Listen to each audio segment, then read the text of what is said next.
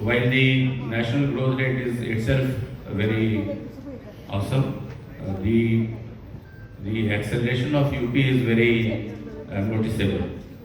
So the intent is there and the content is also there. You asked about the three sectors, the structural changes that have enabled this or that we are projecting. So the first one, according to me, is the instilling of rule of law. Our CM is a strict disciplinarian and he wants the rule of law implemented. And the first beneficiary has been the law and order. And I mean law and order not in a very restricted sense, but in a very institutionalized sense. In the sense that the police has better training, the response time is less, the equipment, the vehicles, they are upgraded, the institutions are firmly in place, the prosecution is better, there is no zero tolerance to crime. So this is the base.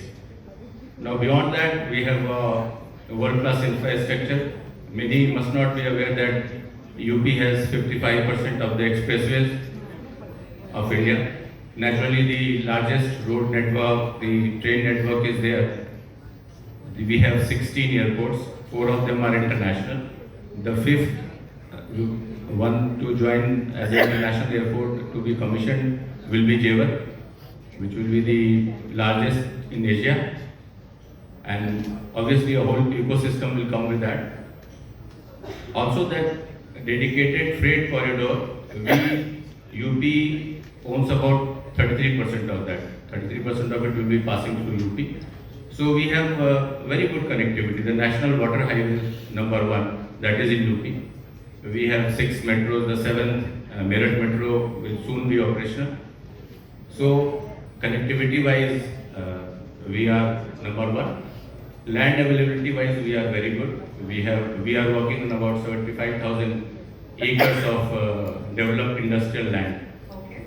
So infrastructure and land is there. We have the best of the policies. We have 34 sectoral policies. You name the sector, we have a policy for that. And we also learn from the other states. If they are giving any incentive or concession, we adopt that. And ease of doing business is there. We are a front runner state. And the third aspect, if I was to choose, was we provide a big consumer base. Every 6th Indian is in UP, so we obviously have a large consumer base. And if you look at that, the fact that the per capita income has gone up, has doubled from about 56,000 to 1,25,000 in the last 9 years. Right. So that also provides you the buying capacity. So